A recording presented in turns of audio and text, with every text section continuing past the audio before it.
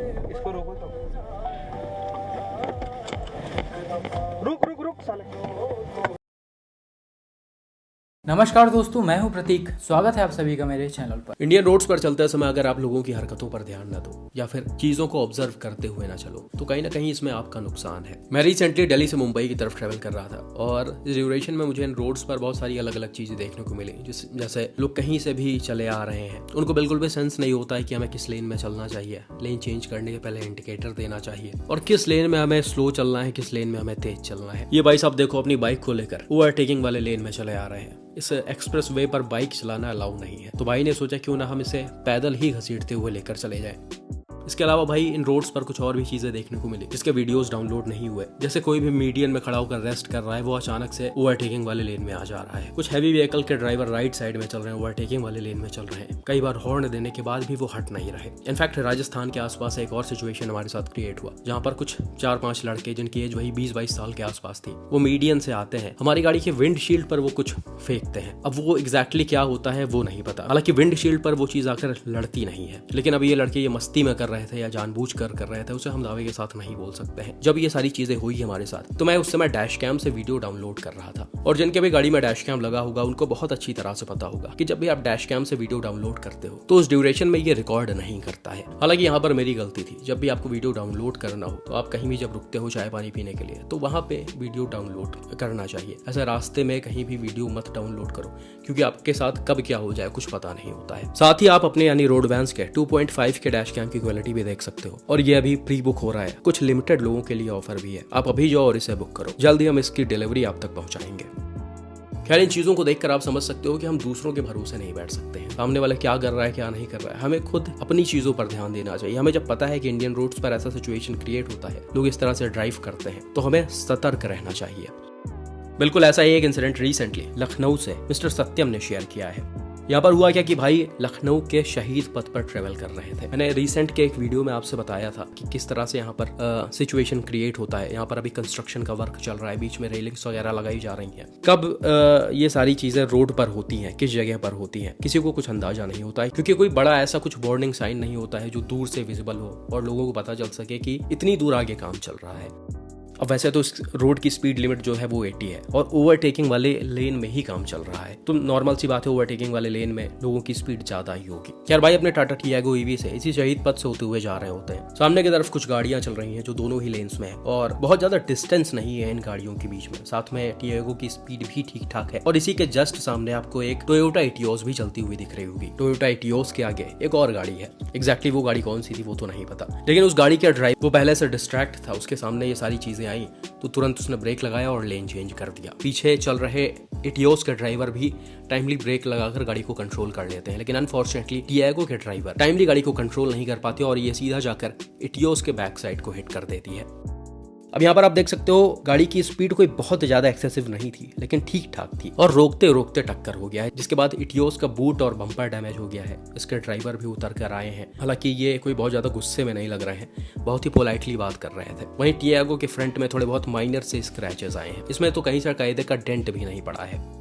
खैर, यहाँ पर टियागो के ड्राइवर यानी सत्यम जी ने बताया कि वो रेगुलरली शहीद पथ पर ट्रेवल करते रहते हैं और उन्हें बहुत अच्छे से कंस्ट्रक्शन का अंदाजा था। तो यहाँ पर भाई सीधा सीधा यही है कि आपको जब किसी रोड के बारे में इतना पता हो, जब आप रेगुलरली किसी रोड पर ट्रेवल कर रहे हो और पता हो कि यहाँ पर कंस्ट्रक्शन का काम चल रहा है, ऐसे सिचुएशंस क्रिएट होना आम है, तो आपको हमेशा गाड़ियों के बीच डिस्टेंस मेंटेन करके रखना चाहिए। मैं खुद शहीद पथ पर रेगुलर ट्रेवल करता हूँ। जब भी मेरी गाड़ी सामने वाले गाड़ी से बहुत पास में होती है तो मेरी गाड़ी की स्पीड एकदम कम होती है, मतलब इतना कम होती है कि अगर मैं ब्रेक लगाऊंगा तो वो गाड़ी वहीं के वहीं रुक जाएगी। जब भी मेरी गाड़ी की स्पीड तेज होती है तो सामने वाली गाड़ी मेरे से ठीक ठाक डिस्टेंस पर होती है, और यही चीजें करके आप इन छोटे मोटे एक्सीडेंट्स से बच भी सकते हो। हालांकि सत्यम ने यहाँ पर अपनी गलती मानी है। उन्होंने माना है कि मुझे गैप मेंटेन करके रखना चाहिए था, जो कि कहीं ना कहीं अच्छी बात है, क्योंकि बहुत सारे ड्राइवर्स अपनी गलती मानते नहीं है। इसके अलावा कुछ ऐसे इंसिडेंट्स भी होते हैं जिसका लोग खुद ही इन्विटेशन देते हैं। एग्जाम्पल के लिए ये वाला वीडियो देखिए, जिसे रिसेंटली महाराष्ट्र से मिस्टर बलदेव ने शेयर किया था। यहाँ पर हुआ क्या कि भाई कुछ दिनों पहले रात के समय राजस्थान से महाराष्ट्र के लिए ट्रेवल कर रहे थे। तभी एक जगह पर होता क्या है, थोड़ा सा ट्रैफिक लगता है। सामने की तरफ आप देख सकते हो कुछ ट्रकें खड़ी हुई हैं और डैशकैम वाली कार इन्हीं ट्रकों के पीछे है। अब इस सामने वाले ट्रक के लेफ्ट साइड में थोड़ा बहुत जगह होता है जिस पर पीछे से ये व्हाइट कलर की i20 आती है और जल्दी निकलने के चक्कर में इसी जगह में घुस जाती है और कहीं ना कहीं ट्रक के एकदम बगल में आकर खड़ी हो जाती है, यानी ट्रक ड्राइवर के ब्लाइंड स्पॉट पर आ जाती है। और इस तरह की गलती आपने देखा होगा इंडियन रोड्स पर आम है। थोड़ा सा जल्दी निकलने के चक्कर में कार ड्राइवर्स ऐसे ही हैवी व्हीकल के अगल बगल अपनी गाड़ी ले जाकर लगा देते हैं, जिसका अंदाजा हैवी व्हीकल्स के ड्राइवर को बिल्कुल भी नहीं होता है। वही चीज यहाँ पर भी हुआ। जब ट्रैफिक थोड़ा सा मूव हुआ और ट्रक बढ़ा तो जल्दी जल्दी i20 के ड्राइवर आगे निकलने के चक्कर में कहीं ना कहीं ट्रक के सामने आने लगे और उसी ड्यूरेशन में ट्रक ने i20 को हिट कर दिया।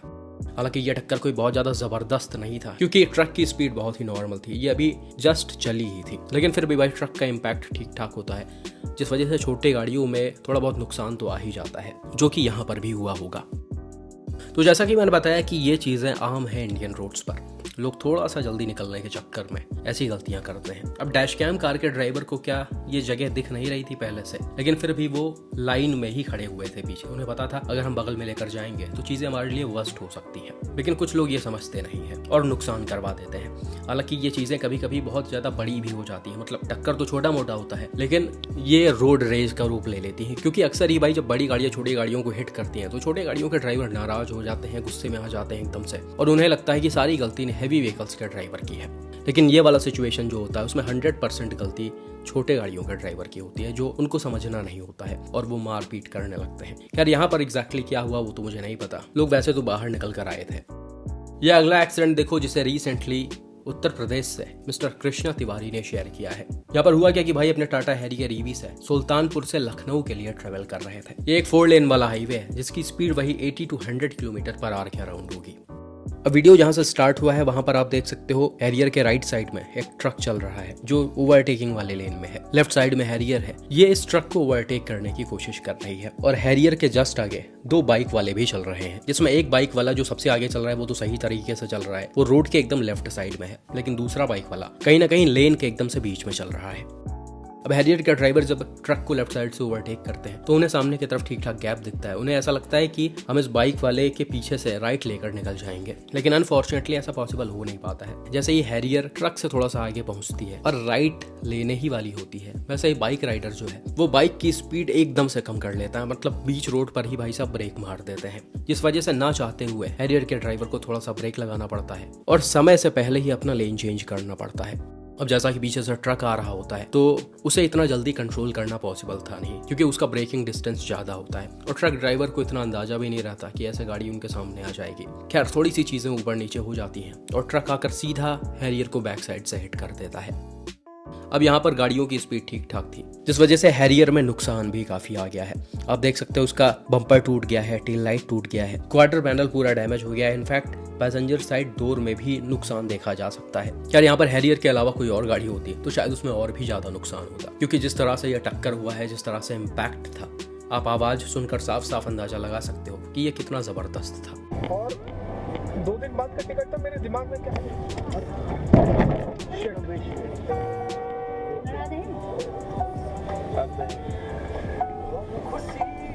इसको रोको तो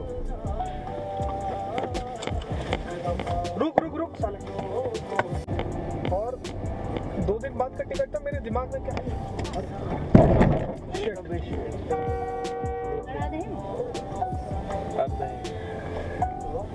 खैर बात करें और चीजों की तो यहाँ पर बाइक राइडर ने जो किया है वो कहीं ना कहीं पूरी तरह से गलत है। पहले तो वो लेन के बीच में चल रहे हैं, दूसरा चलते चलते अचानक से उन्होंने ब्रेक लगा दिया है। लेकिन भाई रोज ही वीडियोस में आप देखते आ रहे होंगे इंडियन रोड्स पर इस तरह की चीजें आम है। हम दूसरों को दोष कब तक दे सकते हैं, या फिर एक तरह से कहें कि दूसरों को दोष दे के हम करें भी क्या। हमें जब खुद को सेफ रखना है, हमें जब अपने गाड़ी को सेफ रखना है, तो हमें खुद ही बहुत सारी चीजों पर ध्यान देना होगा।